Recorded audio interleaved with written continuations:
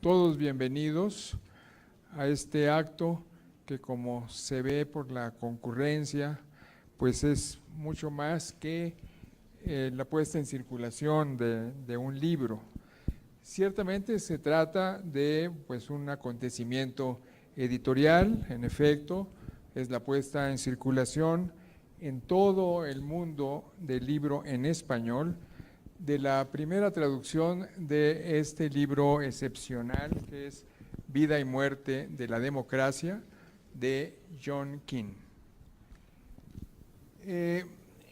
¿Acaso, lo decíamos hace un momento en una conversación para la televisión, es el más reconocido estudioso vivo en muchos sentidos de una nueva forma de estudiar la democracia? Se lanza hoy el libro en coedición con el Instituto Nacional Electoral, el INE, dentro de un proyecto que le hemos puesto en el fondo el título de Pensar la Democracia, que consta de una serie de publicaciones relacionadas tanto con el debate de este año electoral como con el cincuentenario del movimiento de 1968. Este libro ha sido reconocido como la historia más completa, más compleja y al mismo tiempo más accesible, muy original de la democracia. Es el mismo autor lo dice, se ha propuesto democratizar la historia de la democracia, apartarla del eurocentrismo, del occidentalismo y de, digamos, todo este fetichismo de la democracia occidental, de exportación, sobre todo a partir de la Segunda Guerra Mundial. Pero también se ha reconocido este libro como la más directa advertencia sobre los riesgos de su extinción. ¿Sí? Subraya todos los aspectos positivos de la vida de la democracia, de esta invención humana, pero también subraya los riesgos de su extinción, en tanto se trata, dice, de un hecho histórico que pues no tiene asegurada la sobrevivencia, como lo ha mostrado a lo largo justamente de la historia. En las palabras del propio John Keane, la democracia es una invención humana, ciertamente formidable, comparable, dice, con la invención de la rueda o la invención de la imprenta, pero finalmente es una construcción humana expuesta a su destrucción, a su extinción, a su languidización. Pero también ha sido reconocido este libro como una propuesta realmente de rejuvenecimiento, de renacimiento posible de la democracia en una nueva fase que él llama democracia monitorizada, una democracia en que se vigilan sistemática y cotidianamente los poderes, posterior o en convivencia, lo hemos discutido mucho, con la democracia representativa, y también después de la primera fase que él llama de la democracia asamblearia. Pero estamos también ante un acontecimiento académico, y también lo hemos subrayado, en cuanto al libro está llamado a ser un material indispensable para el estudio, la investigación, el debate de nuestras instituciones de educación superior, especialmente en el campo del que estamos hablando, particularmente en las disciplinas de la historia, de las ciencias políticas, de las ciencias sociales. Pero también, finalmente, este libro, y así lo muestra la composición de esta mesa en estas vísperas del periodo de reflexión que empieza pasado mañana, previo a las elecciones más grandes y acaso más trascendentes de nuestra historia, estamos también ante un acontecimiento, en el mejor sentido, un acontecimiento político. Y es que el libro está llamado a enriquecer el debate público, a elevar la calidad de nuestra esfera pública, con datos y reflexiones sobre el futuro de la democracia en nuestro país, también con datos y reflexiones sobre el pasado y el presente de la democracia, y sobre la crisis que enfrentan sus valores, sus tradiciones en todo el mundo, en Estados Unidos, en América Latina, en Europa, en Asia, en África y en Oceanía, como él lo describe. Y ahora, sí, a propósito justamente de la composición de esta mesa, les voy a ofrecer un brevísimo perfil de la trayectoria de los participantes. Ya sabemos que no los necesitan, pero voy a poner el énfasis nada más en los aspectos más pertinentes para este lanzamiento de este libro, a fin de que procedamos enseguida a escuchar sus comentarios sin mayores interrupciones, acaso tratando de propiciar al final algún tipo de conversación.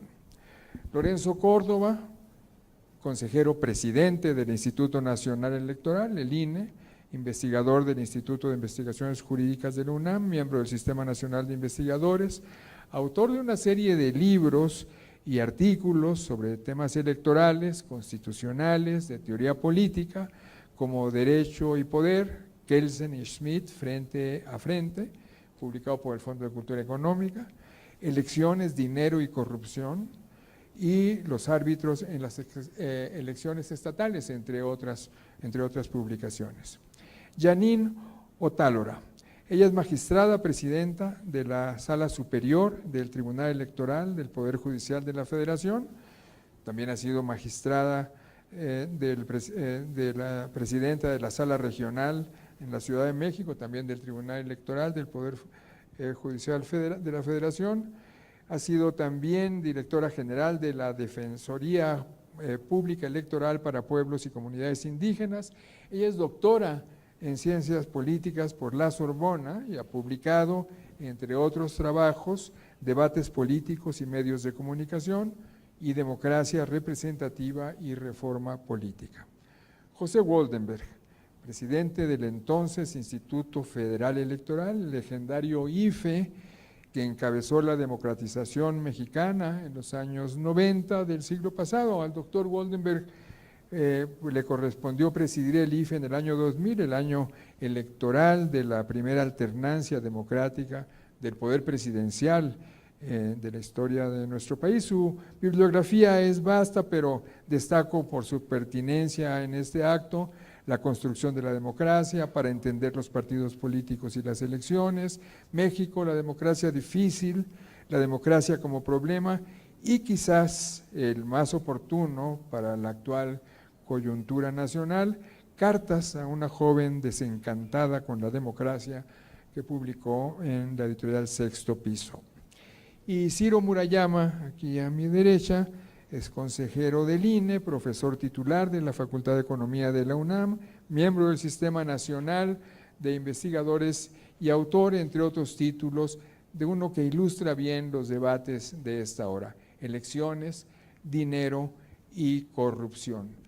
Ciro, además, así fue uno de los agentes activos para la coedición de este libro con el INE, gracias a su relación con el autor John Keane y gracias a la comprensión de esta gran empresa del presidente del INE, el doctor Lorenzo Córdoba.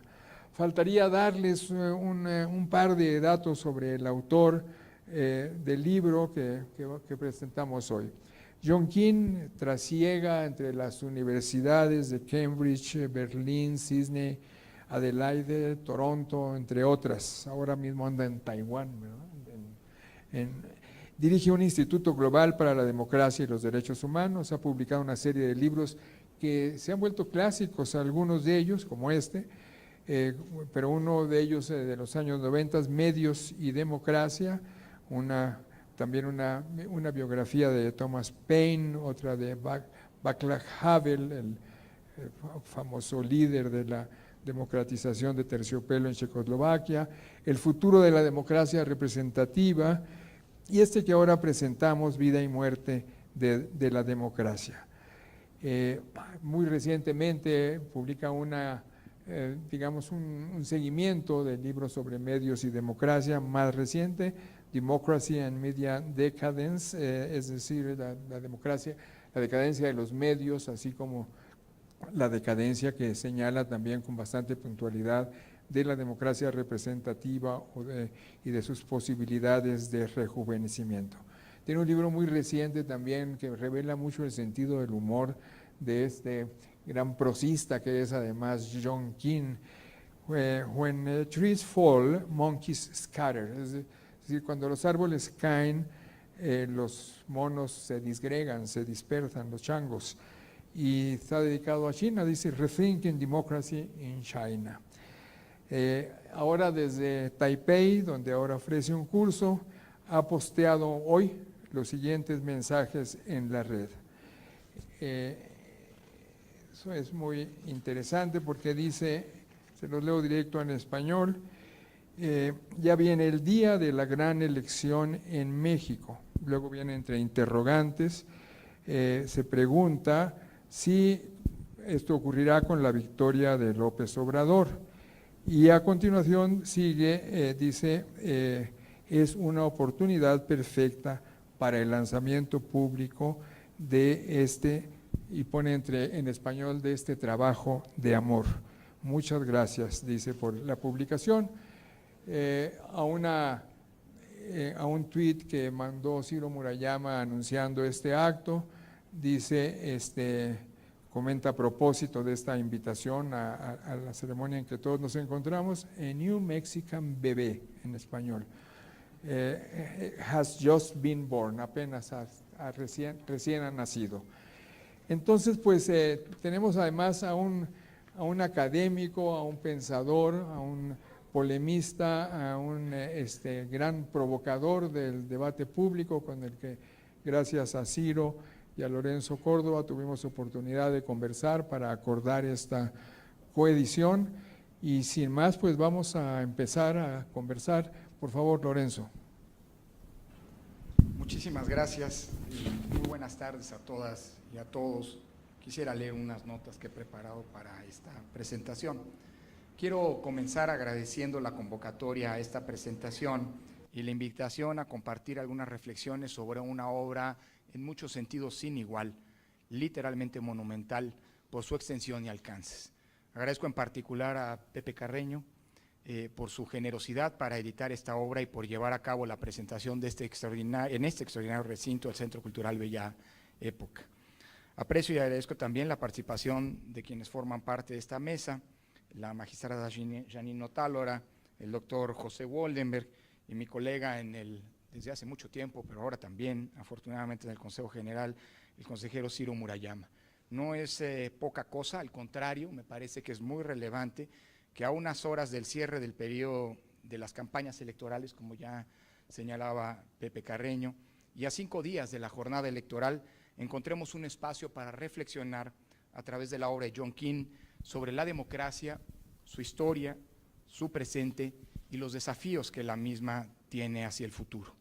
Más que una distracción, quiero verlo así, nuestra presencia aquí, me parece, es un indicativo, primero, de que la elección marcha bien, y en segundo lugar, de que la reflexión sobre la democracia y las elecciones como instrumento de renovación del poder público por la vía pacífica debe ser parte también de la conversación colectiva a la que nos convocan los procesos electorales.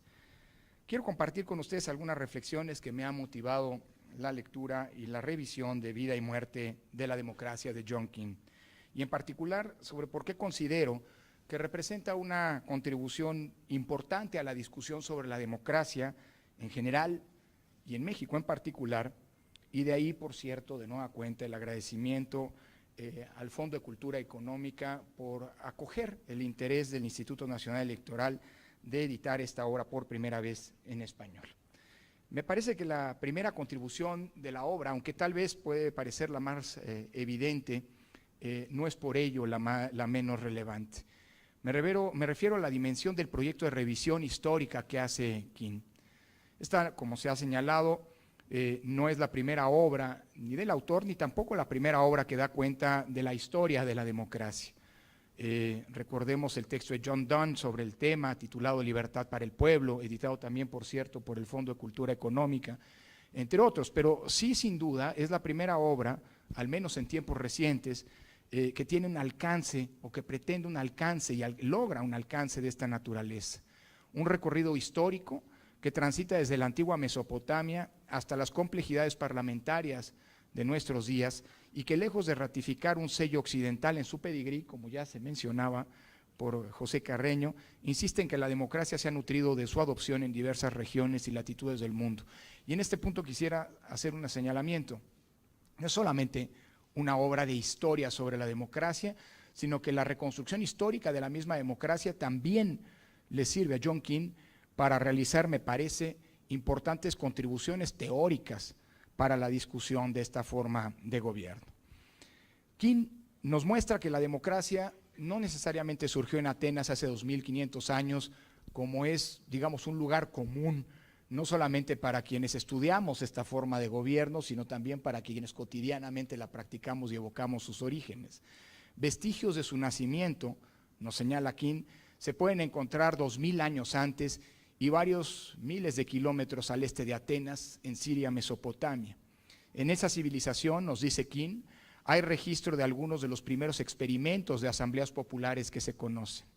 Para Keane, la razón por la que concebimos Atenas, sin embargo, como la cuna de la democracia, no es tanto porque allí surgió como forma de organización social y política, sino porque ahí sufrió una de sus primeras caídas o muertes importantes, con la llegada, el ascenso y el dominio al poder, en el poder de los reyes de Macedonia, entre ellos Alejandro Magno.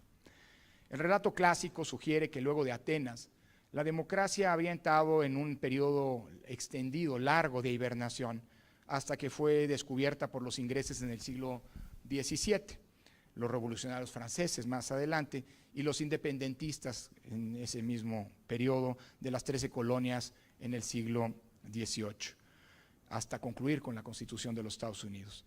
Pero Keane nos advierte también, lejos de este lugar común, que esto es impreciso. Diversas acepciones y formas de la democracia continuaron fomentándose en el Oriente, después de Atenas, e incluso en Occidente surgieron expresiones de democracia representativa, embrionaria si se quiere, pero representativa al final del día, mucho antes del surgimiento del parlamentarismo clásico, originado, detonado, exportado al mundo, luego de la Revolución Gloriosa, es decir, la Segunda Revolución Inglesa en 1688 en Inglaterra. Keane identifica, en efecto, que en la España del siglo XII, específicamente en León, existió una de las primeras expresiones parlamentarias de Occidente, insisto, embrionarias, pero una de las primeras tiempo antes de lo que el lugar común sugiere. Su surgimiento habría sido una respuesta política de los reyes cristianos a la amenaza que representaba la invasión musulmana de la península. En su monumental indagación histórica, Keane hace una reconstrucción del devenir de la democracia, pero sin caer a la tentación de plantear una narrativa ordenada, parsimoniosa o unidireccional. En lugar de caer en esos artificios, Keane, tal como él mismo lo plantea en su libro, democratiza la historia de la democracia al desmitificar, como decía, su origen ateniense, cuestionar su aparente suspensión durante la Edad Media o evidenciar el asedio al que la democracia ha estado expuesta de forma constante por actores de todo tipo a lo largo de su vida.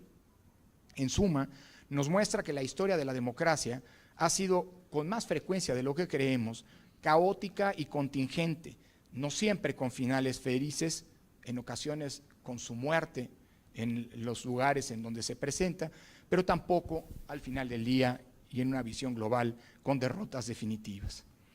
Aquí ubico, desde mi punto de vista, una segunda contribución de vida y muerte de la democracia, es decir, a la reflexión sobre lo que es como forma de gobierno. La reconstrucción histórica que Keane hace es central al menos por dos razones. En primer lugar, porque nos obliga a ver la democracia no solo como el deseado punto de llegada de una transición, sino como un proceso que exige de los ciudadanos su recreación, vigilancia, procuración y, si se quiere, cuidado constantes. Y en segundo lugar, porque la historia de la democracia que relata Keane hace que veamos a esta forma de organización política como lo es y a veces ignoramos, un producto humano de personas reales y concretas, de políticos como lo son, con ambiciones, y de ciudadanos como lo somos, con intereses, pero también de líderes con visión de largo plazo y de ciudadanos activos involucrados en la vida pública. Todos ellos, todos nosotros, formamos a la democracia y la recreamos de forma cotidiana en las campañas y en las elecciones, pero también mucho más allá de ellas. Por eso, por ser un producto humano, la democracia es necesariamente contingente a cada momento histórico y a los intereses, anhelos, expectativas, triunfos y fracasos de las personas y sociedades a las que busca dar forma y organización. Es justo por esta circunstancia que la democracia demanda, para su recreación y permanencia, de responsabilidad y de validación constantes. Hasta hace relativamente poco tiempo, quizá hasta el periodo previo a la explosión de la burbuja financiera de 2008 y a la crisis económica de aquellos años, la democracia parecía ser el destino al que toda comunidad política habría de llegar en algún momento, la meta inescapable de una sociedad en progreso, el fin, el destino o la terminal al fin de la historia, habrían dicho algunos. Pero lo que hemos visto en la última década, en especial en años recientes, además de la vasta evidencia que King aporta en su análisis histórico a lo largo de los siglos, es que si bien es cierto que no hay forma de gobierno más favorable al desarrollo humano, de manera incluyente, con respeto a la pluralidad que caracteriza a nuestras sociedades, que la democracia, tampoco hay ninguna que sea tan frágil y vulnerable a su propia continuidad. Tal vez evocando a Kelsen valdría la pena señalar que la democracia es probablemente la única forma de gobierno que tiene intrínseco, digámoslo, a su propio enemigo. Y por cierto, diría Kelsen, ¿se vale combatir ese enemigo intrínseco con formas que no son propias de la democracia? Dicho con brevedad, a la democracia no se le puede dar por sentada.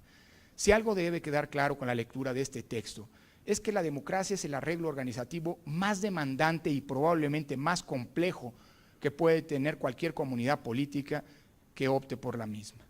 La democracia exige la responsabilidad de todos los que participan en su recreación. ¿Acaso, si bien es cierto, de forma diferenciada, en función del espacio que cada uno ocupa en el rol, digamos, de la recreación y de la organización de la propia sociedad? Partidos y candidatos, legisladores y gobernantes, medios de comunicación, servidores públicos y, por supuesto, las y los ciudadanos. Permítame intentar un ejercicio para engarzar las reflexiones de la obra que hoy presentamos con la conferencia que hace justo un año, en verano de 2017, ofreció John King en el Instituto Nacional Electoral con motivo del ciclo de conferencias magistrales estacionales de dicha institución, y en la que, por cierto, King fue el primer intelectual extranjero en participar. En su conferencia en el INE el año pasado, King nos habló sobre el futuro de las elecciones, buscando dar continuidad a la indagación histórica que plasma en su libro. Esta reflexión de conjunto me lleva a identificar una tercera contribución de vida y muerte de la democracia. Es decir, que la democracia es mucho más que elecciones, pero que no hay democracia auténtica sin voto libre, secreto e informado. En efecto, la historia que King hace en su texto nos sugiere y confirma que la democracia es mucho más que acudir periódicamente a ejercer un derecho ciudadano universal, votar en forma libre y secreta por nuestros representantes. A la vitalidad de la democracia, en su sentido más amplio, se le observa también en una diversidad de espacios sociales, en las relaciones entre los géneros, en el combate a la discriminación, en el respeto a la identidad. Dicho en una frase, la sociedad democrática, una sociedad democrática, es aquella en la que todas las personas tienen derecho a tener derechos y por lo tanto a ser iguales. Pongámoslo en otra perspectiva. El voto es clave no solo por la posibilidad de elegir en libertad y en paz a los gobernantes de una comunidad política. El voto también es importante en la medida en la que conduce a otros procesos y prácticas que igualmente le dan sentido y potencia al voto mismo. Me refiero a aspectos tales como la deliberación pública sobre las alternativas de gobierno, sobre las distintas propuestas que durante las campañas se ponen a consideración de las y los ciudadanos, al procesamiento pacífico de diferencias y divergencias siempre presentes en sociedades plurales y al uso del voto como instrumento de exigencia y de control de los gobernantes. La democracia tampoco se agota en las elecciones, porque como ya he dicho antes, continúa al día siguiente del ejercicio del voto, en la construcción colectiva de soluciones a los problemas que enfrentamos como país, reconociendo e incluso alentando la pluralidad de visiones, porque en ella se recrea también la democracia. Y vale la pena, a 5 días de las elecciones, reiterar el hecho de que las mismas no son un punto terminal en el ciclo de vida política de una sociedad. El día después, los grandes problemas que hoy nos aquejan van a estar allí. Y en democracia, el ciclo electoral no termina un ciclo de vida. Por definición, el ciclo electoral es un ciclo periódico que se recrea permanentemente. Quien gana unas elecciones no lo gana todo y quien pierde no lo pierde todo.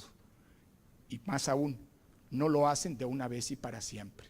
Mayorías y minorías, por definición, en democracia, el día después, se van a necesitar para enfrentar los problemas de una determinada sociedad. Las elecciones son sin duda un procedimiento, pero son también algo más. Son un espacio que permite igualar a todos los individuos en el ejercicio de sus derechos políticos. De hecho, me atrevo a decir que no hay ningún otro espacio, ningún otro momento en la vida de una sociedad democrática tan igualador como el momento mismo de las elecciones. En ese momento, cuando los ciudadanos se encuentran con las boletas frente a la urna, en el momento de la emisión del sufragio, es cuando se concreta de manera plástica, como en ningún otro momento de la vida social, la lógica de la concepción democrática de la democracia ateniense, la concepción ateniense de la democracia entendida como isonomía, como la igualdad de todos, absolutamente de todos, frente a la decisión que nos obliga a los demás. Las elecciones nos permite a las personas, del mismo modo y con el mismo peso, con independencia de condiciones sociales, religiosas, económicas, de género, incidir del mismo modo en la construcción de la voluntad colectiva que anima las políticas públicas. Esto justamente, que a la larga tradición democrática que viene de Kant y pasa por Kelsen, se define como autonomía y que constituye el valor que fundamenta la democracia. Vivimos tiempos difíciles para la democracia, nos señala John King. La alineación perniciosa de la desigualdad, la corrupción, la impunidad y la violencia han venido ya desde hace algún tiempo motivando, impulsando, alimentando un desencanto de la población en el mundo con la democracia. Todo ello aderezado por expectativas incumplidas, como nos habría promesas incumplidas de la democracia, como nos diría Bobbio. Los datos ya todas y todos los conocen. No sé si valga la pena mencionarlos, pero tal vez vale hacerlo para dimensionar el problema que enfrentamos. De acuerdo con el informe País del INE, solo 2 de cada 5 mexicanos confía en los partidos políticos y solo 1 de cada 6 confía en los legisladores. Por otro lado, casi 3 de cada 4 mexicanos, el 72% para ser más preciso, creen que no se puede confiar en la mayoría de las personas fuera del circuito familiar. Si queremos contribuir a la consolidación de la democracia como el principal mecanismo civilizatorio de nuestra sociedad, debemos discutir la problemática de fondo sin ocultar ni maquillar los resultados. Necesitamos reflexionar sin prejuicios, como lo ha hecho el profesor King en Vida y Muerte de la Democracia, sobre las formas y principios en que se ha fundamentado la recreación de esta forma de gobierno. Como titular del INE, el órgano que tiene a su cargo la organización de los procesos electorales en México, pero también como un académico irredento que no se olvida de su origen y de su futuro. Agradezco al autor John King y al Fondo de Cultura Económica la oportunidad de leer en español Vida y Muerte de la Democracia, un texto que, como he tratado de argumentar con estos comentarios, enriquece sin duda nuestra comprensión sobre los orígenes de la democracia, su larga historia, y nos puede ayudar también a entender qué debemos hacer para mantener y fortalecer su vitalidad. Muchísimas gracias.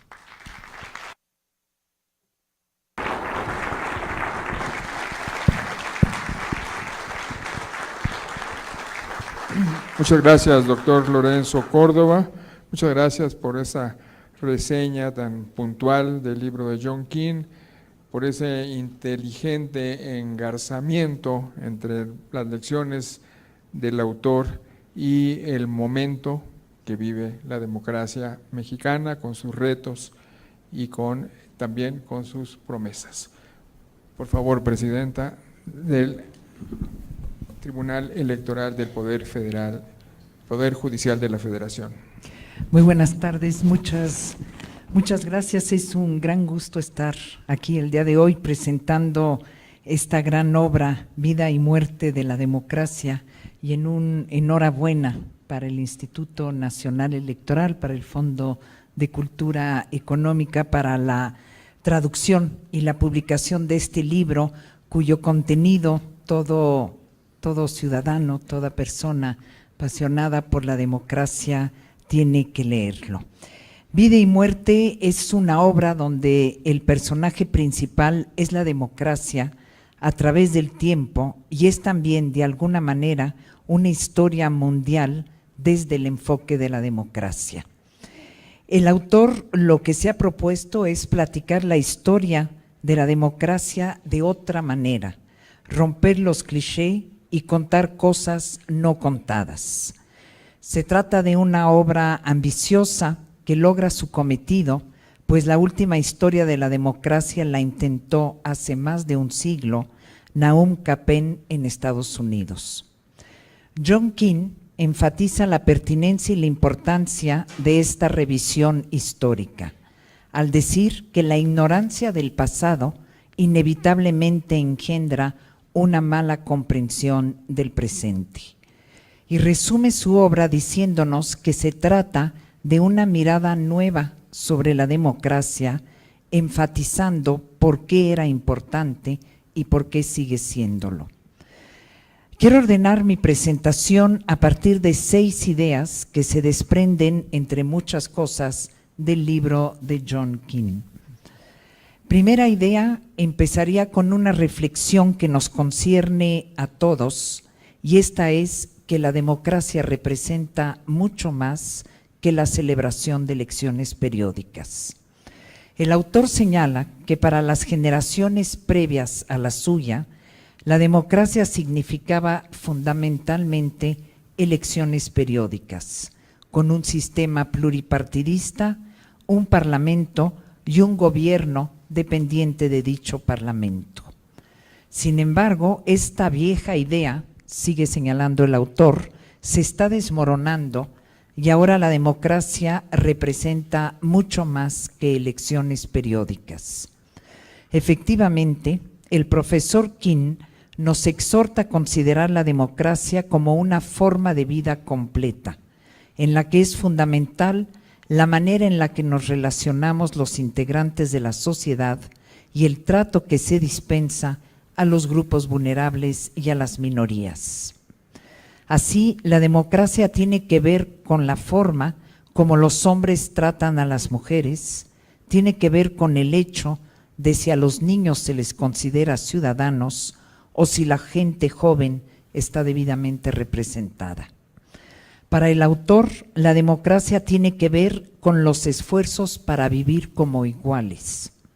De hecho, la igualdad entre los seres humanos y restricción al uso del poder son 2 ejes que atraviesan la obra completa del profesor King. Para él, la democracia implica hoy que en todos los lugares en donde se ejerce el poder, sea en la familia, en las comunidades, en las fábricas, en las instituciones gubernamentales u otros, éste ha de someterse a una restricción pública. Y esto nos lleva a la segunda idea que realza el profesor King, y esta es que desde los años 40 vivimos en una época que puede ser llamada y calificada como la democracia monitorizada.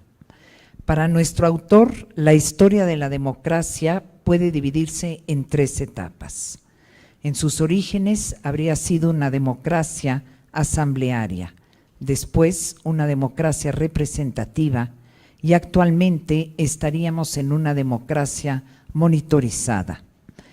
Cabe mencionar que el profesor King ha señalado que además hay una forma de comunicación ligada a cada etapa de la democracia.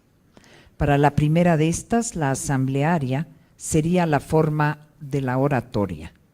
para la democracia representativa la cultura impresa, es decir, periódicos y libros. Y a su vez, la democracia monitorizada se relacionaría con una abundancia comunicativa que va de los medios masivos de comunicación a las redes sociales.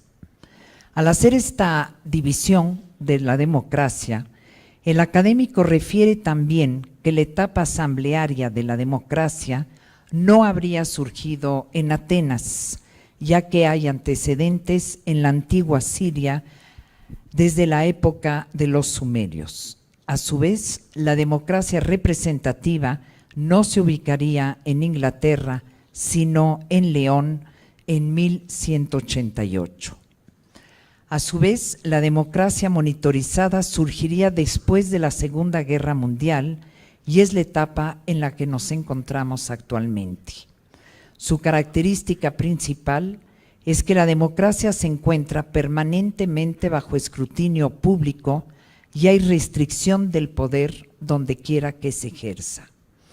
Lo que habría detonado el origen de esta etapa, de acuerdo al autor, es la proliferación de agentes monitorizadores internacionales que alteraron las dinámicas y las formaciones de la democracia representativa. El profesor King señala que la era de la democracia monitorizada ha sido testigo del nacimiento de aproximadamente 100 nuevos tipos de instituciones examinadoras del poder, desconocidas para los demócratas previos. Esta etapa también se distingue por la existencia de una sociedad cada vez más alerta sobre los fallos del sistema democrático y los abusos del poder.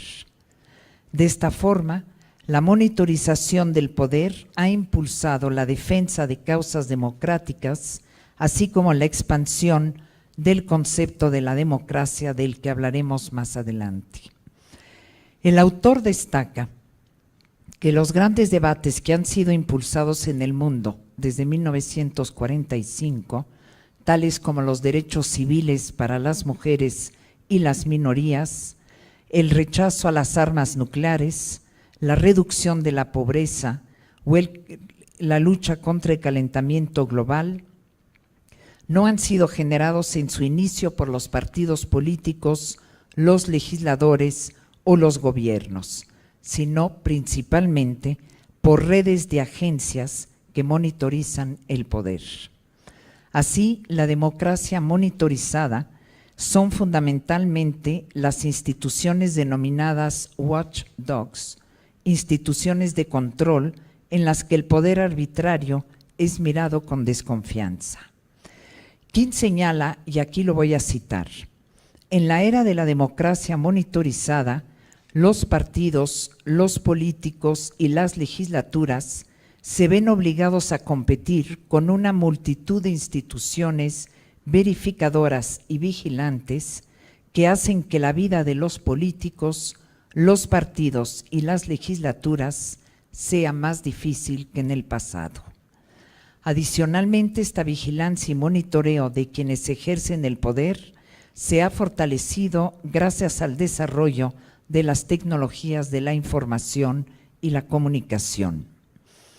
De acuerdo al autor, en su tarea de vigilar al poder, las instituciones watchdogs dependen en gran medida de las innovaciones en los medios de comunicación para compartir sus observaciones.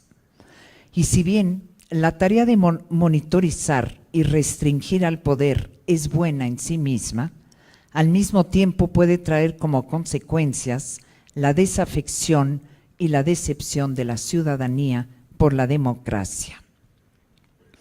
El autor recalca que en las democracias monitorizadas todo da la impresión de estar desconectado. La sociedad civil del gobierno, los representantes de quienes los representan, el ejecutivo del legislativo, las mayorías de las minorías, los expertos de los legos, los consumidores de los productores, los periodistas del público, y es un largo etcétera. King nos dice, y cito nuevamente, Las ilusiones, el cinismo y el descontento se cuentan entre las mayores tentaciones que los ciudadanos y sus representantes electos y no electos enfrentan. Determinar si la democracia monitorizada ha de sobrevivir o no a sus letales efectos es algo que tendrá que decirlo un historiador del futuro. Y esto me lleva a la tercera idea sobre la que hay que poner especial atención, y es que la democracia puede perderse. Quinn nos alerta que durante la primera década del siglo XXI ha comenzado a desvanecerse la antigua euforia por los ideales y las instituciones democráticas. La ciudadanía ha expresado su malestar con la democracia partidista y le ha dado la espalda a los partidos políticos formales, reprochando la deshonestidad y la irrelevancia de políticos, partidos y parlamentos. Y esto nos recuerda la observación del académico japonés Masao Maruyama sobre el hecho de que la democracia nunca es una constante fija e incontestable y que por lo tanto no debe darse por sentada de una vez y para siempre. Y no obstante esta desafección y desencanto por la democracia, es esencial perseverar en ella como la mejor forma de gobierno con la que nos hemos dotado los seres humanos. Y esta es la cuarta idea que quiero comentar, que es que la democracia es fundamental porque es lo que permite que las cosas buenas sucedan. Quinn cita en la obra una conversación suya con el escritor sudafricano Jabulo Ndebele, en la que éste le comentó que la democracia no es buena en sí misma, es la que hace que las cosas buenas sean posibles.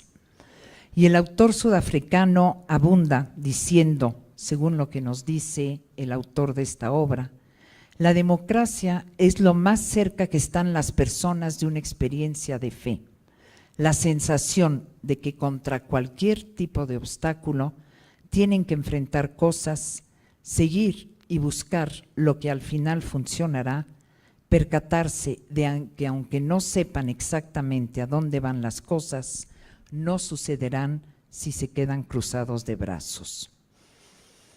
Y Quinn se interroga acerca del porqué de la democracia y nos da 3 razones para ello. 1, porque permite la variedad. 2, porque permite la crítica. Y 3, porque permite compartir el poder. Y manifiesta que la democracia contribuye a hacer humildes a los poderosos y exige la igualación de todas las oportunidades de vida de los ciudadanos. Y es también consciente de que la democracia nunca será perfecta y que siempre será perfectible.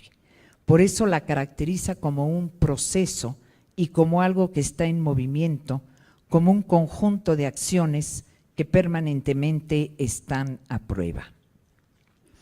La quinta idea es que los avances de la democracia en los próximos años se generarán en una gran diversidad de países alrededor del mundo. Y aquí cabe señalar que Quinn rompe con el cliché de que la democracia es algo básicamente atlántico, en el eje Estados Unidos-Reino Unido. Para él, la historia, el lenguaje, los ideales y las instituciones de la democracia son ya familiares para la mayoría de los pueblos en el mundo. Es un lenguaje político global y un valor universal. En este sentido, lo que ocurre en cualquier ciudad o país en materia democrática tiene interés e importancia globales. Y me parece que esta reflexión amplía nuestra responsabilidad en México, ya que desde esta perspectiva el éxito de la democracia en nuestro país rebasa nuestras fronteras y es un asunto global como ejemplo y esperanza para otros países. Y como sexta y última idea, el autor reivindica la historia como método de estudio para acercarse a la democracia. Su libro justamente es un intento de escribir la historia de la democracia en más de un siglo. Y nos da diversas reglas para estudiar este pasado democrático. Menciono de manera muy breve algunas de ellas. Tratar el recuerdo de las cosas pasadas de la democracia de manera tan vital como sus cosas presentes y futuras. Prestar atención a la manera como se hace la narración del pasado por parte de los historiadores.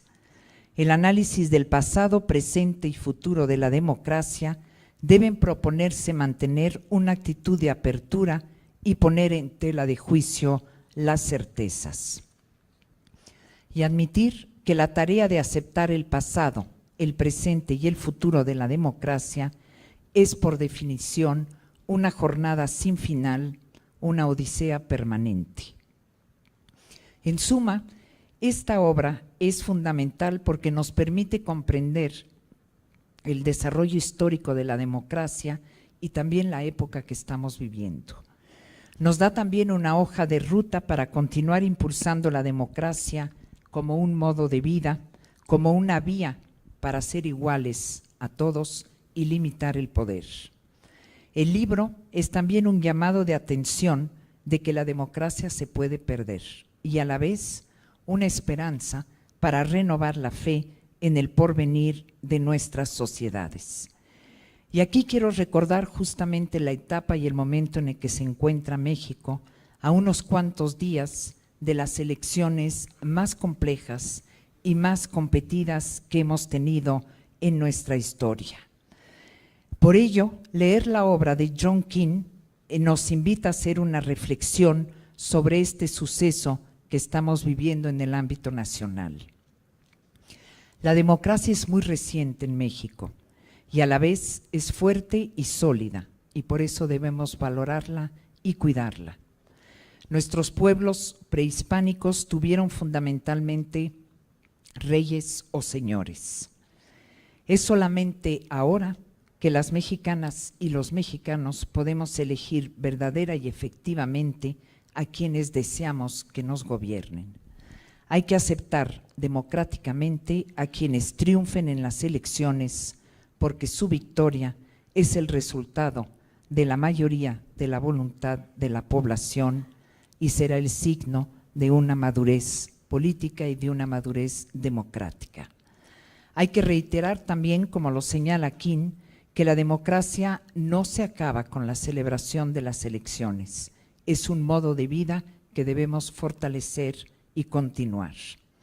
Por eso, las instituciones electorales hemos insistido y seguiremos perseverando en otras causas democráticas como la igualdad sustantiva, la representación de los pueblos indígenas y los derechos político-electorales de todos. Estas causas democráticas deben también salir triunfadoras el próximo 1 de julio. Lograrlo es una responsabilidad de todas y de todos. Después de la jornada electoral, le corresponderá justamente a la ciudadanía monitorizar y vigilar el poder para que se ejerza un buen gobierno. Hay que estar conscientes también de que nuestra democracia no finaliza, sino que se construye al cotidiano. Hay que seguirla impulsando diariamente en todos los ámbitos, bajo la idea de que los problemas de la democracia se resuelven única y exclusivamente con más democracia. De esta forma, entre todas y todos, podemos seguir construyendo, a partir de obras como la que presentamos el día de hoy, un nuevo capítulo de la historia de la democracia en México. Muchas gracias.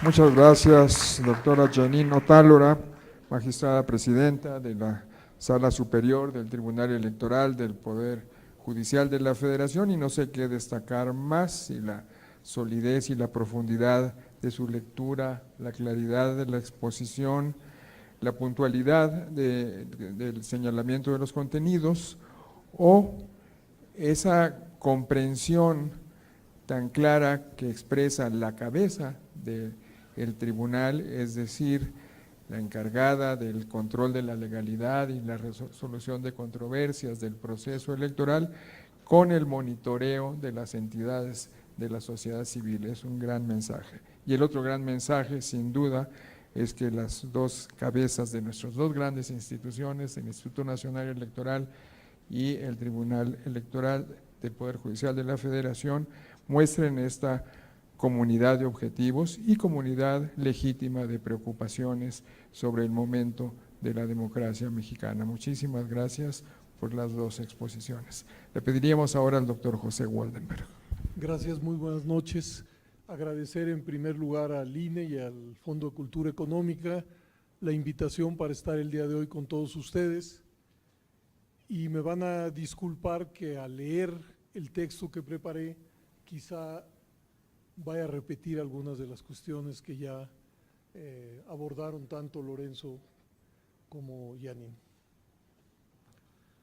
Lo primero que quiero destacar es la ambición del libro, un recorrido histórico por las ideas, las prácticas, las innovaciones y el significado múltiple de la democracia. Se trata de una historia laberíntica, compleja, zigzagueante y siempre sujeta a contingencias.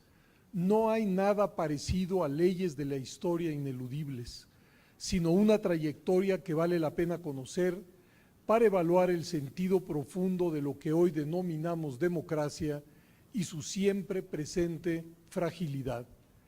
Se trata de un texto al mismo tiempo ambicioso, erudito y sugerente. Ambicioso porque es un mural de siglos, países, épocas, personajes, autores, circunstancias que ofrece una panorámica rica y compleja. Erudito por el conocimiento de una gama de temas y tratamientos portentoso. Y sugerente porque más allá del conocimiento que proporciona, induce a reflexionar sobre el presente y el futuro de la democracia. Escrito con algo más que buena pluma, está cargado de reconstrucciones inquietantes, además de aleccionadoras, y capaz de recrear la tensión de múltiples momentos plásticos, es decir, de episodios en los que se forjaron los nuevos horizontes e inventos de ese largo y recorrido que ha marcado a la democracia. Pero quizás su mayor pertinencia sea resultado de la época convulsa y preocupante que nos ha tocado vivir.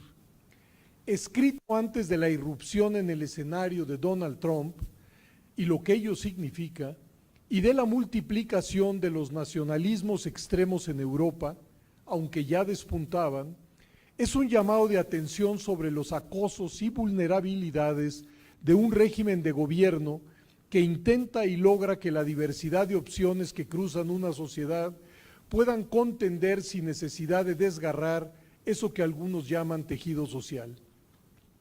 Cuando la desafección y el desencanto, como apunta Lorenzo Córdoba, marcan muchas de las reacciones ante la democracia, nunca estará de más insistir en su superioridad política e incluso moral en relación a cualquier otro sistema de gobierno. Porque desde el inicio, como lo hace el libro, hay que decirlo, la democracia es una creación humana y como tal no solo es falible, sino mortal. ¿Quién reconstruye, como ya se ha dicho, a grandes pero precisos trazos, una larga y complicada historia a la que divide en tres grandes etapas? Uno, la democracia asamblearia, que no nació en Grecia, como me habían enseñado, sino en Mesopotamia. Dos, la democracia representativa, cuyos antecedentes pueden rastrearse desde el siglo XVII y que es la fórmula consagrada que nos acompaña, declinante diría el autor, hasta la fecha. Y tres, la democracia monitorizada, que al parecer está reemplazando a la anterior, volviéndolo una fórmula de gobierno infinitamente más enmarañada. La democracia asamblearia es el gobierno ejercido entre iguales y no fue una aparición sino fruto de procesos diversos. crisis de sucesión, golpes de Estado, levantamientos populares, por ejemplo, se conjugaron 6 siglos antes de Cristo para que en Atenas, para poner fin a la violencia, se reconociera, dice King, el poder de los sin poder. El ágora antecedió a esa invención y fue un vehículo para sentarla. Fue el espacio donde se congregaban libremente un enorme número de personas para realizar diversas actividades, desfiles, conversaciones, festivales, compra y venta de objetos, competiciones deportivas, juicios públicos y representaciones teatrales, y que aceitó la idea provocadora de que los hombres podían gobernarse a sí mismos. Esos espacios públicos abiertos acabarían siendo sinónimo de democracia. Los hombres eran la medida de los hombres, no las deidades, como apuntó en su momento Protágoras. Atenas era una sociedad esclavista que además excluía a las mujeres del debate público, pero en sus asambleas se forjó la idea de la superioridad de la deliberación sobre el mandato unipersonal, y junto a ello una serie de instrumentos novedosos y pertinentes para su tiempo. Por ejemplo, el ostracismo, una técnica para impedir el ascenso de demagogos, golpistas y tiranos mediante el destierro, que sin duda era menos radical y sangrienta que la muerte. Tribunales para dirimir diferencias, las fórmulas de delegación de la asamblea a ciudadanos particulares, la alternancia en los cargos públicos y nuevas figuras, inspectores, embajadores, jurados, oficiales militares y más. Y desde entonces también sus enemigos, que veían en el demos una masa ignorante y fácilmente excitable. Las páginas dedicadas al final de la democracia merecen mención aparte porque ilustran los venenos que pueden disolverla, el peso de las élites militares o los intentos por imponer la sangre y fuego en otros territorios. King ilustra cómo lo sucedido en Atenas encuentra influencias en el Oriente, fórmulas democráticas que proceden de las ciudades fenicias como Biblos o de la zona que hoy ocupan Israel, Líbano y Siria. Se trata de las primeras asambleas imbricadas con concepciones míticas, ya que las de los hombres simulan las asambleas de los dioses. De igual forma, nos dice, la tradición de las asambleas se extendió en el mundo del primer Islam, que cultivó una cultura del poder compartido sin violencia entre gobernados y gobernantes y cuyo recinto fundamental fue la mezquita. Lo que mejor conocemos y de alguna manera lo hemos vivido es la democracia representativa. Se trata de una vasta experiencia histórica que va generando usos, prácticas e innovaciones hasta modelar un nuevo tipo de gobierno. Una construcción con múltiples nutrientes y fórmulas específicas que el libro recrea de manera magistral. Las elecciones, los partidos, los parlamentos, las constituciones escritas, los cargos públicos de duración limitada, el derecho de reunión y asociación, la libertad de expresión y de prensa, los juicios con jurado, las peticiones públicas, las asociaciones civiles, los gabinetes, son invenciones relativamente recientes que conformaron un nuevo tipo de democracia, ya no directa sino representativa. Desde las primeras cortes en el siglo XIII hasta los parlamentos vigentes, se ha intentado fomentar acuerdos políticos entre intereses conflictivos sin tener que recurrir a la fuerza bruta. Y si bien los primeros difícilmente pueden considerarse democráticos, se reunían, nos dice King, con poca frecuencia y lo hacían a convocatoria del monarca, hay una línea de continuidad en la idea de que para funcionar se requieren representantes. Los gremios, las ciudades, los estados territoriales, en su expansión, en algo contribuyeron a la forja de la nueva democracia y paulatinamente convirtieron a los ciudadanos en la fuente del poder terrenal. Incluso los concilios de la Iglesia, nos dice King, pueden ser presentados como un antecedente de los actuales parlamentos. Lo cierto, sin embargo, es que la imprenta y la libertad de prensa forjaron un nuevo espacio público que hizo que los asuntos públicos empezaran a ser ventilados, si no por todos, sí por aquellos que sabían leer. Se trata de un empoderamiento progresivo que tendrá derivaciones sustantivas. Los gobernantes empezaron a estar obligados a buscar fórmulas de legitimación de su gestión y los ciudadanos contaron con instrumentos para la crítica y la exigencia. La experiencia estadounidense es estudiada de manera especial y su influencia expansiva también. La alternancia pacífica de los gobiernos, los derechos de las minorías, los vetos, las convenciones nacionales de los partidos, la expansión de la sociedad civil, las reuniones públicas con fines políticos, las nuevas formas de proselitismo, las campañas, los políticos profesionales, la votación secreta, las elecciones primarias, son instituciones, actores y prácticas que en su momento inyectaron una mayor vitalidad a la democracia y conformaron su mecánica. Y junto a ello, no podía dejar de aparecer sus patologías, los lazos entre dinero, negocios y política, el clientelismo, la utilización de los cargos públicos para beneficiar a los allegados, las relaciones desiguales entre jefes y seguidores, el sentimiento antipartido, la demagogia, las exclusiones. En el siglo XX irrumpe en todo el mundo la llamada cuestión social. La igualdad que porta la democracia no puede ni debe expresarse solamente el día de las elecciones. Es menester extender esa igualdad a los terrenos económicos y social. Y no es casual que en el marco de algunas de las democracias representativas se edifiquen los llamados estados de bienestar. En el terreno específico de la política se producen otra vez innovaciones. Las exigencias de transparencia de los gobiernos, el acceso a la información pública, la representación proporcional en los congresos, la emergencia y centralidad de los especialistas. Y en el caso estadounidense, la flagrante contradicción entre ser una democracia y un imperio que a través de sus intervenciones hizo nugatorio el derecho de distintos pueblos a autogobernarse.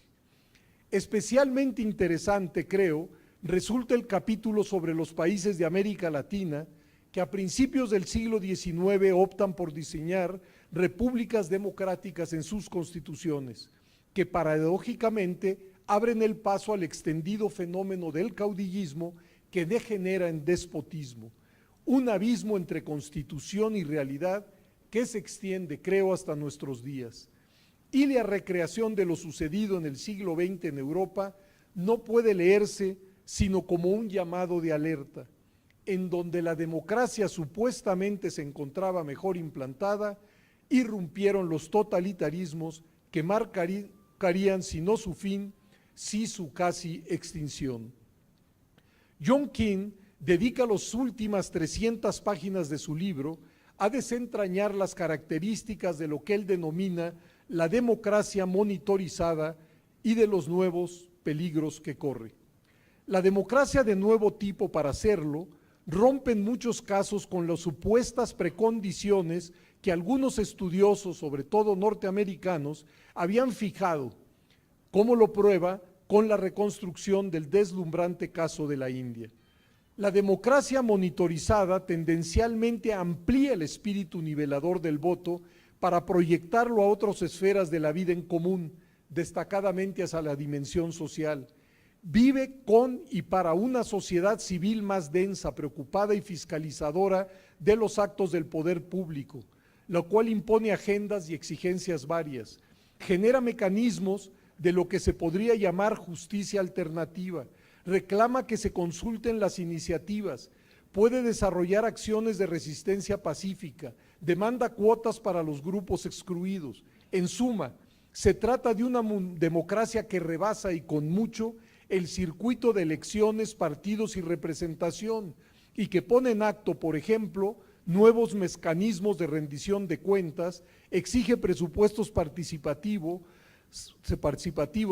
lleva las selecciones a ámbitos antes inmaculados, como las escuelas o las organizaciones empresariales, demanda descentralización en la toma de decisiones, en una palabra, construye un ambiente de mayores exigencias para el poder político tradicional. Todo ello puede observarse como promisorio y difícilmente reversible en las condiciones actuales. No obstante, no todos son luces. Los políticos tradicionales, sujetos a un mayor escrutinio y a un discurso facilista que en ocasiones los desacredita en bloque, tienen que compartir el escenario con nuevas estrellas, actores de cine o deportistas, que gracias a su mayor visibilidad pública y al descrédito de los primeros, emergen como líderes de opinión y candidatos a diferentes cargos electivos. De hecho, se empieza a forjar fórmulas de representación no elegidas, sino más bien ungidas, que sin embargo logran conectar con franjas de ciudadanos. La política mediática se coloca en el centro y lo que sucede en ocasiones en el circuito de representación tradicional pasa a ocupar aparentemente un segundo plano. El personalismo desplaza las construcciones ideológicas y reblandece a los partidos, y todo ello acarrea riesgos que vale la pena comprender y atender. La idea de que puede existir una política sin política, que una persona puede y peor aún debe sustituir el pluralismo, el clamor por liderazgos sólidos y únicos, más la explotación de las pulsiones nacionalistas que ven en los otros la fuente de todos los problemas, conforman un potaje que puede ser veneno para la democracia. La violencia, los conflictos religiosos, las migraciones masivas, los enfrentamientos étnicos están poniendo en cuestión el optimismo ingenuo que irradió el desplome del mundo soviético y la potente ola de transiciones democráticas que se vivieron en muy diversas zonas del mundo. Sabemos que la democracia no tiene garantía y que por el contrario puede caducar. La democracia monitorizada es, según Keynes, una auténtica mutación que, si bien proviene de la representativa, hoy es otra cosa. Sigue siendo un gobierno no violento, legítimo, que busca el respaldo del pueblo, pero que se encuentra sujeto a un mayor escrutinio y desconfianza, que no se quiere concentrado, que genera circuitos extraparlamentarios de inspección y una vigilancia perpetua que hace más difícil y tortuoso el ejercicio del poder público. Su sello singular es el escrutinio continuo del poder por parte de las instituciones constitucionales y de otras asentadas en la sociedad civil. Creo que en esta dimensión, Keynes se emparenta con Rosanvallón, que señalaba que la democracia carga en su propio código genético la necesidad de crear pesos y contrapesos, circuitos judiciales para deshogar litigios y diferencias, una mecánica de mayoría y minorías, junto al temor de un poder desbordado que vulnere derechos y libertades de los ciudadanos, lo que arma un espacio laberíntico que hace más intrincado el ejercicio del poder. Pero ahora, dentro de una abundancia comunicativa, así le llama Keynes, de la cual es muy difícil sustraerse. El escepticismo hacia el buen desempeño de las instituciones republicanas ha generado organismos de control y vigilancia, una mayor participación de millones de ciudadanos en los asuntos públicos que no ha dejado de sacudir, nos dice, ni las cumbres de los principales hombres de Estado.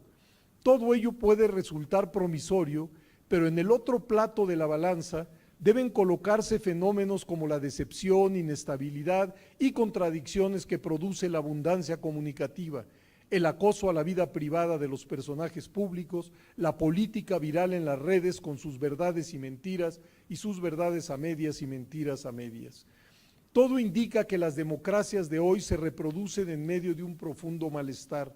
Los recelos contra los partidos y los parlamentos y el descrédito de la política son alimentados por los fenómenos de corrupción reiterados, la arrogancia de los líderes, el dinero negro en la política.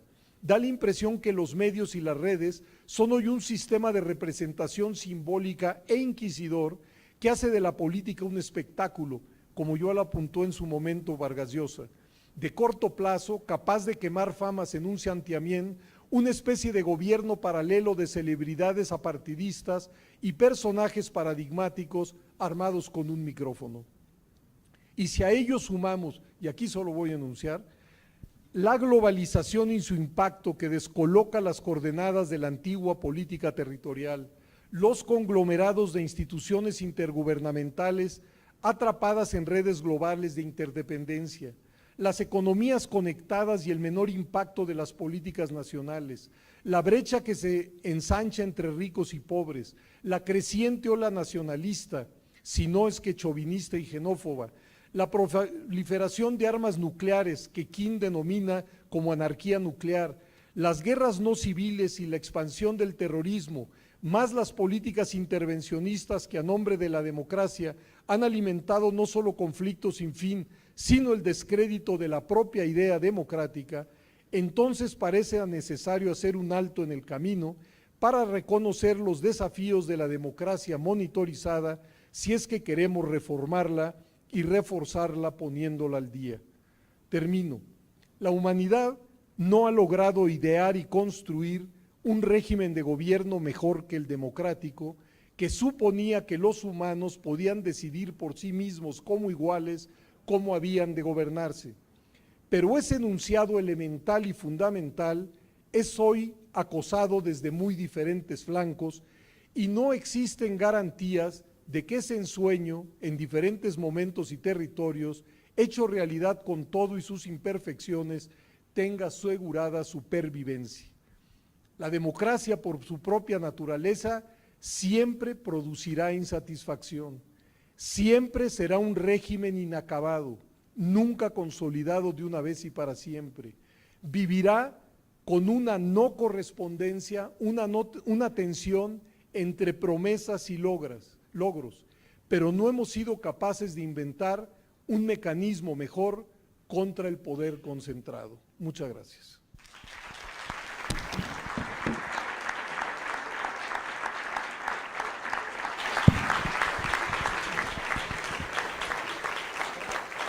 Muchas gracias, doctor Woldenberg, por estas riquísimas hojas de inventarios diversos, el inventario de los contenidos de la democracia, el inventario de las precondiciones para el desarrollo de las nuevas fases de la democracia, el inventario de las nuevas amenazas, factores tóxicos, venenosos a la democracia, y que nos hablan justamente de la conclusión de que la democracia nunca estará acabada de una vez y para siempre, siempre se estará reconstruyendo y siempre estará amenazada de extinción parcial o total. Muchas gracias, doctor Woldenberg, y viene ahora el doctor Ciro Murayama. Gracias, Pepe, muy buenas noches, es un gusto estar con los compañeros comentaristas. Si repito algo, pues es porque leímos el mismo libro. En una época de profundo descontento en y con las democracias, de desconcierto de los demócratas, en la que diversos pilares de los edificios democráticos construidos durante siglos o décadas muestran cuarteaduras inquietantes, y cuando los propios procesos electorales están produciendo gobiernos que lesionan los derechos inherentes a la vida democrática misma, desde Estados Unidos a Filipinas, pasando por Polonia, por solo citar 3 ejemplos, es de celebrarse que vea la luz en español una de las obras cumbres de John King, Vida y muerte de la democracia. Esta obra versa sobre la historia de una invención estremecedora, dice King, porque fue de hecho la primera forma humana de gobierno.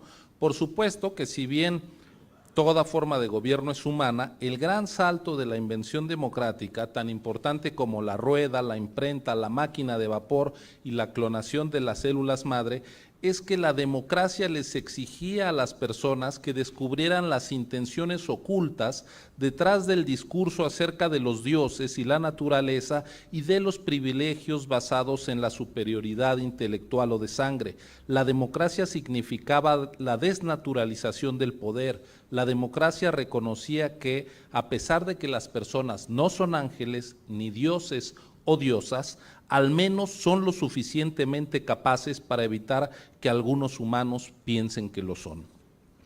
Al hacer un recuento de la democracia ateniense, en efecto no fue la primera, John King señala, en contraste con las tiranías y las oligarquías, donde los súbditos sabían, así fuera mínimamente, cuál era su lugar en el mundo, la democracia alimentaba la sensación de que las vidas de sus ciudadanos pendían de 10,000 cuerdas, de que eran actores de una obra dramática cuya trama no cesaba de escribirse y reescribirse, cuyo final, por definición, era desconocido. Y esa es la esencia del libro, tratar de conocer la historia de la democracia cuyo desenlace sigue siendo incierto, porque son millones de mujeres y hombres de hoy quienes la siguen escribiendo con sus vidas, acciones y omisiones en prácticamente todo el globo terráqueo. Dicho en palabras de King, para tener una visión diferente de la democracia, lo mejor es conocer sus triunfos y fracasos del pasado, sus encrucijadas actuales y sus prospectos a futuro. Da por sentado el libro que la democracia no cuenta con garantías históricas predeterminadas, que su futuro está atado a lo que ocurrió en el pasado y a lo que acontece en el presente, y que la historia de la democracia es de la incumbencia de todos, no solo de los anticuarios o los historiadores. El libro, recuerda King, se propone crear la conciencia de la frágil contingencia de la democracia.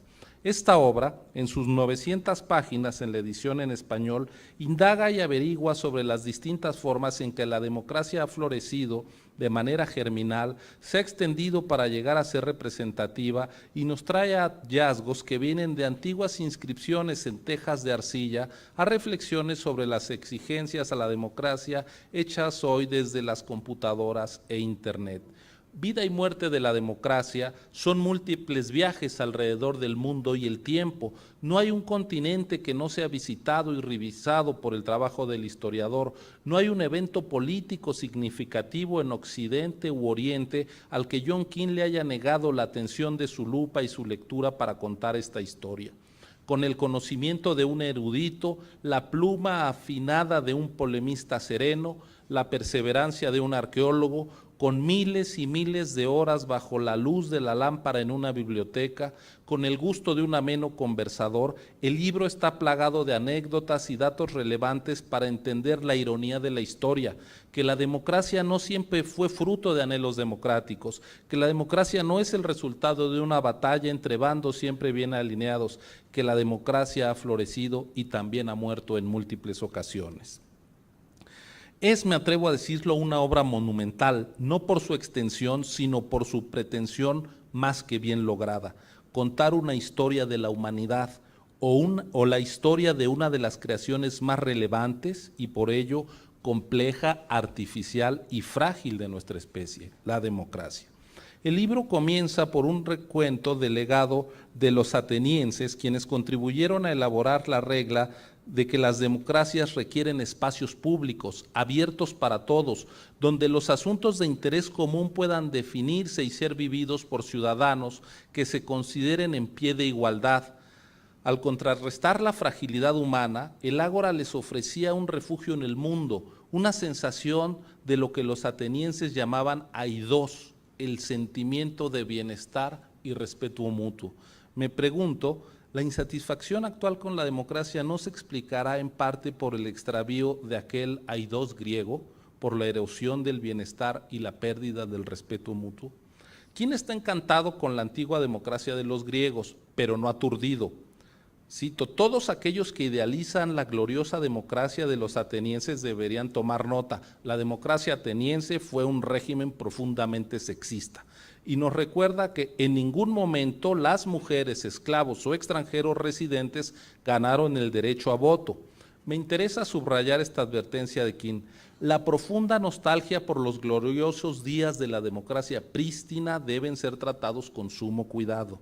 Los adeptos incondicionales de la democracia directa o participativa suelen pasar por alto un punto importante que se desarrollará extensamente en este libro, y es que un pueblo no puede gobernarse a sí mismo a menos que dependa de instituciones cuyo efecto es el de dividir al pueblo. Así, a pesar del hecho de que intenten imaginar que están parados hombro con hombro, frente a frente, viéndose directamente a los ojos, los integrantes de un cuerpo que se llama a sí mismo el pueblo siempre se topan en la práctica con que esta es una entidad ficticia formada por individuos y grupos diferentes que interactúan a través de instituciones encargadas de moldear materialmente no solo la forma de tomar las decisiones y lo que deciden como cuerpo, sino también lo que realmente son como pueblo. Fin de la cita. El que la primera experiencia democrática a través de la práctica de las asambleas no haya ocurrido en Grecia, sino en el Oriente, no es la única contravención de King respecto a los lugares comunes de la historia de la democracia. Ya se señalaba la experiencia del primer parlamento en León, en España, en 1188. Y las primeras experiencias parlamentarias entonces. Pero conviene no engañarse. Cito, los amigos y partidarios del gobierno representativo deben ser conscientes de que esos parlamentos europeos tempranos no pavimentaron ningún camino hacia la democracia. Es más, los parlamentos tempranos optaron por conservar las costumbres y los privilegios del pasado, las cuales se rehusaban a modificar. Más bien conviene reconocer, siguiendo aquí, que la invención de los parlamentos en Europa tuvo sin duda una importancia histórica fundamental. Estaban, en efecto, destinados a convertirse en los principales símbolos de la democracia.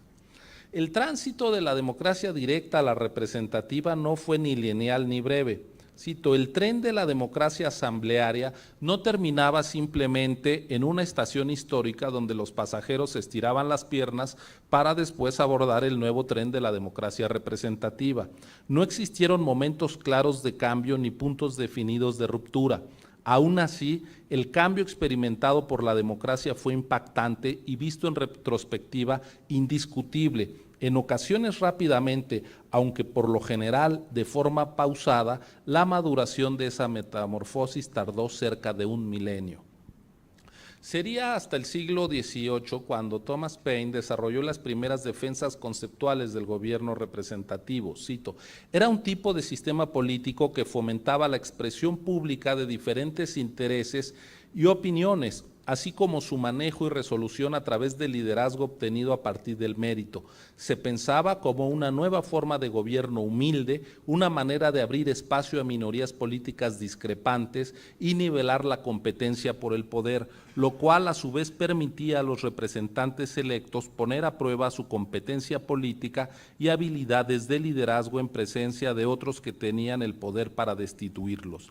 Lo veía Paine sencillamente como la expresión práctica de una simple realidad, la de que era imposible que todo el pueblo estuviera involucrado todo el tiempo, aun cuando tuviera disposición para ello, en los asuntos del gobierno.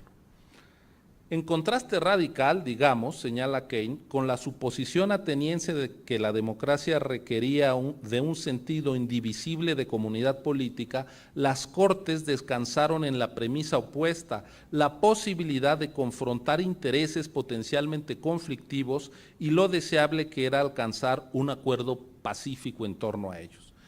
Creo que esta es la piedra angular de la división histórica y conceptual entre la democracia directa y la representativa, el del reconocimiento de la pluralidad y de los otros, el asumir que hay visiones, intereses y proyectos de vida distintos, que hay diversidad y que hay minorías que también son portadoras de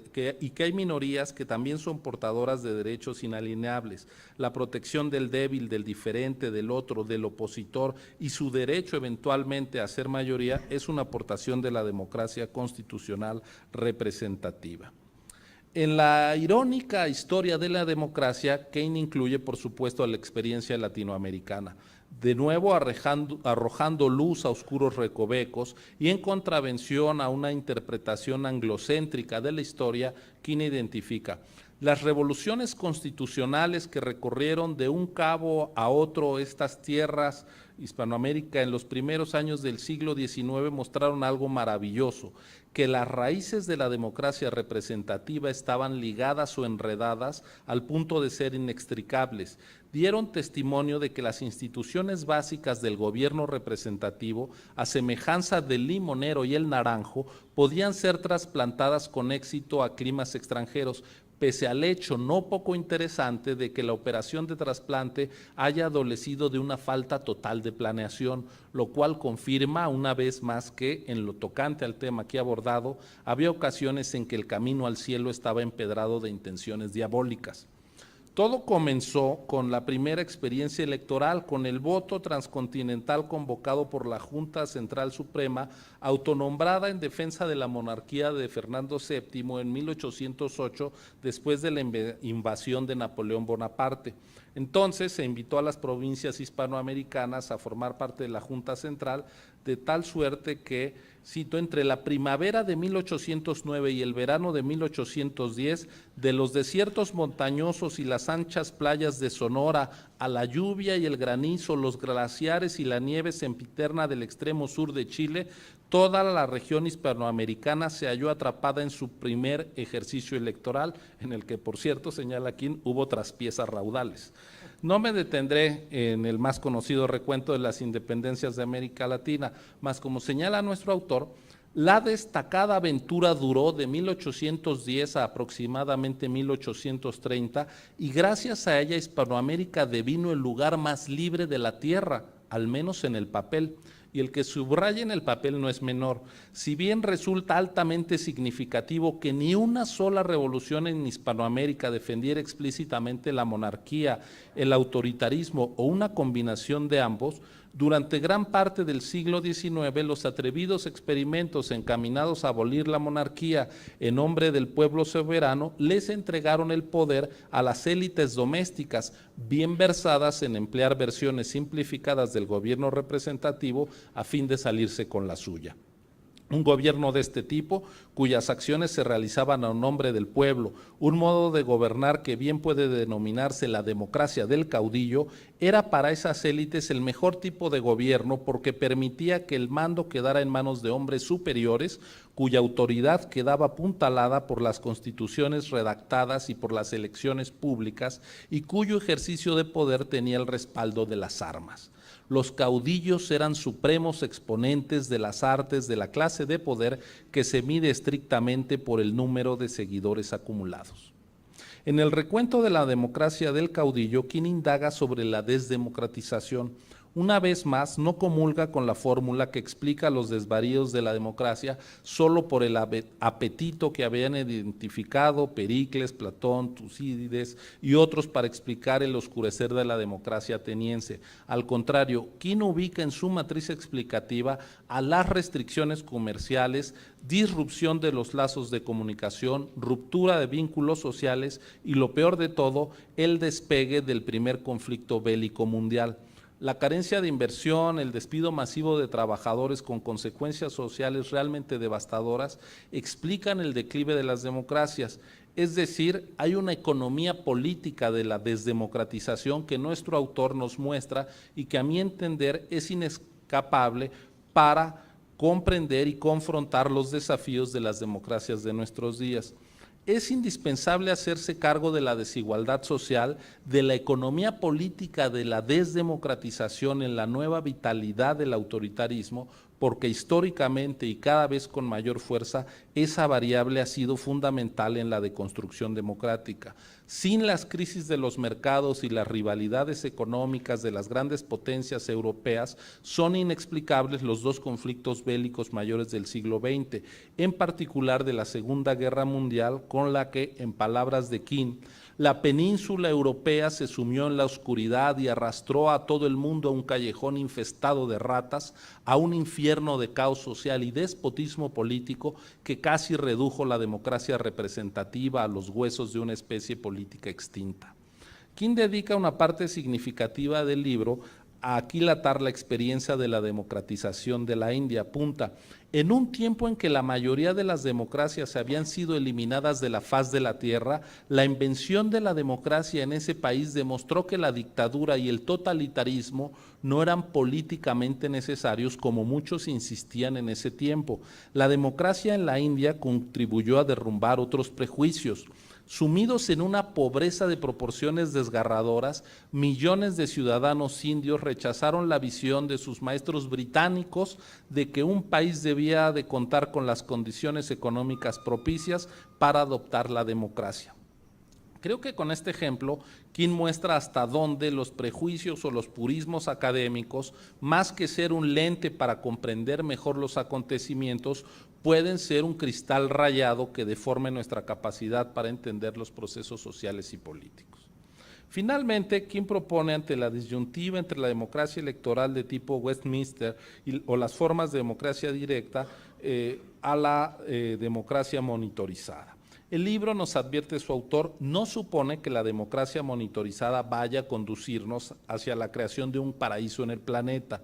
Presta atención a que en todos lados las tendencias que la favorecen están sujetas en diverso grado a contratendencias y, sin escatimar palabras, muestra que la democracia actual está plagada de fallos de mercado y lastrada por la desigualdad social.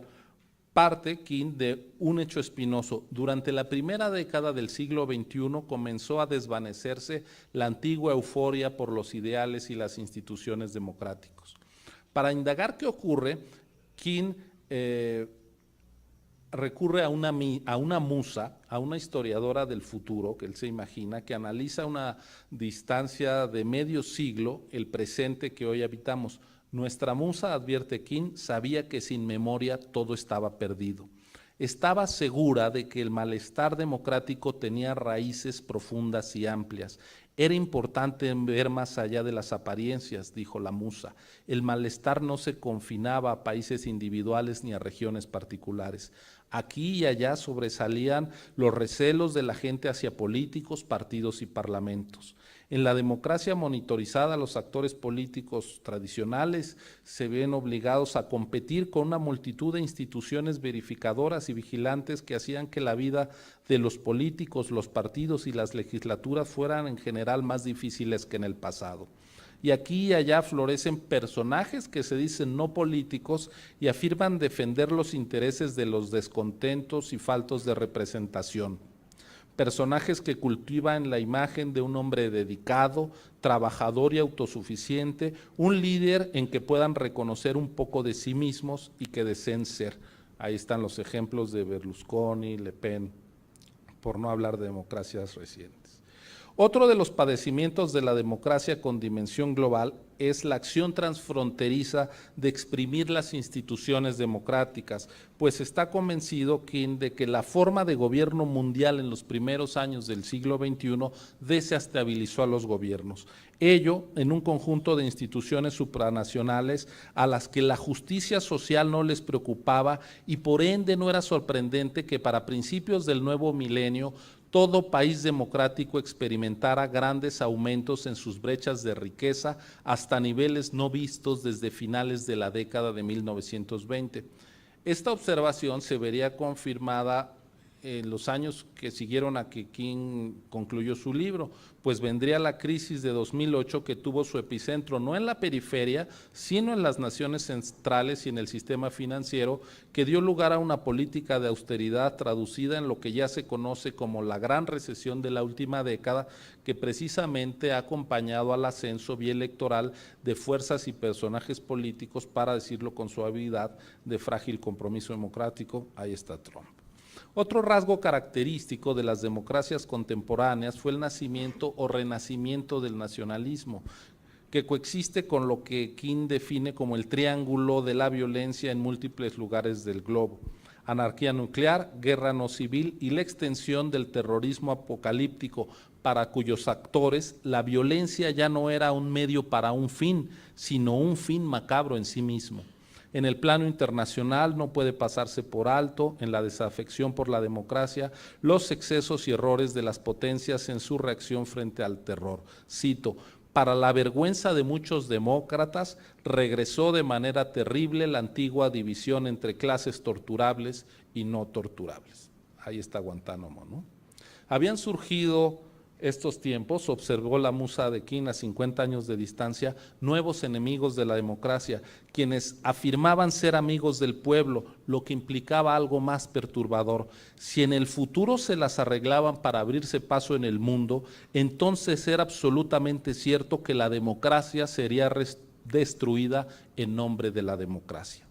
no quiero pasar por alto una observación de la musa de King sobre algo que había ocurrido ya en Atenas, pero también en Europa antes del ascenso del fascismo y el nazismo, el sonambulismo de los demócratas. Cito: muchas de las personas que se denominaban demócratas en realidad fueron desleales al ignorar su destrucción.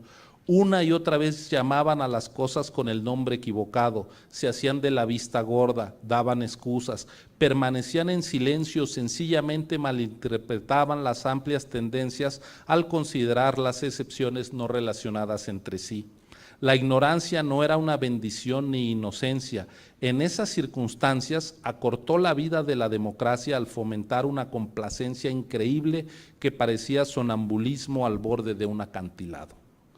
Y conjugado con el sonambulismo apareció el fatalismo, el licor favorito de los idiotas, le llama King, que hizo de los ciudadanos, cito, presa del sinsentido, los llevó a creer que podían darle la espalda a la política, los animó a pensar que podían salirse con la suya sin necesidad de tener acceso a ningún mecanismo encaminado a garantizar la igualdad y la libertad al vigilar y controlar públicamente el poder. Fin de la cita. Y quizá este sea el mensaje erudito de aspiración antigua y vigente con el que nos interpela King como lectores y ciudadanos. No le demos la espalda a la política, defendamos lo que nuestros ancestros y contemporáneos han creado en defensa de la igualdad y la libertad y no renunciemos jamás a controlar públicamente el poder. Muchas gracias.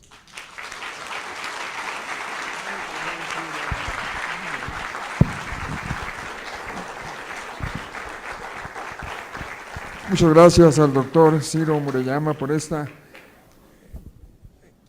análisis del libro, que sí vino a completarnos el panorama con las descripciones de John King sobre la situación de la democracia en nuestros países, en América Latina, en los países antes llamados periféricos, y por recordarnos esa parte también del libro de King, altamente crítico con las inercias de los medios académicos nuestros y del primer mundo, las inercias de la Academia de Tradición Estadounidense, sobre todo, que deja fuera los análisis contextuales y nos lleva a ese sonambulismo. Hemos llegado al final de este acto y aparte de agradecerles a los participantes, yo quisiera retomar la idea con que empezó Lorenzo Córdoba, diciendo que la presencia de él, quizás de la magistrada presidenta entre nosotros,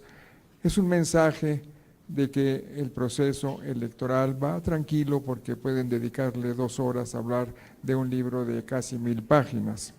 Estoy de acuerdo con él, pero yo quisiera agregar algo más que no estaría bien que lo dijera él ni ella, es decir, que el hecho de que las cabezas más altas de las instituciones de la regulación del proceso electoral y de la supervisión y el control de la legalidad del mismo proceso puedan dedicarle el tiempo a la lectura de un libro que nos actualiza a todos en los temas de la democracia, del estado de la política en México y en el mundo, nos habla de algo más.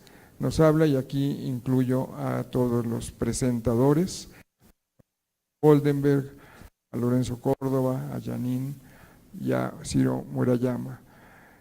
Nos habla de la calidad de nuestro personal, de nuestro alto personal encargado de los controles y de la regulación de los procesos democráticos de nuestro país, de su capacidad de análisis y de su capacidad de actualización y puesta al día de los grandes retos de la democracia en México y en el mundo. Por todo eso, muchas felicidades, muchas gracias y muchas gracias a todos quienes nos han acompañado.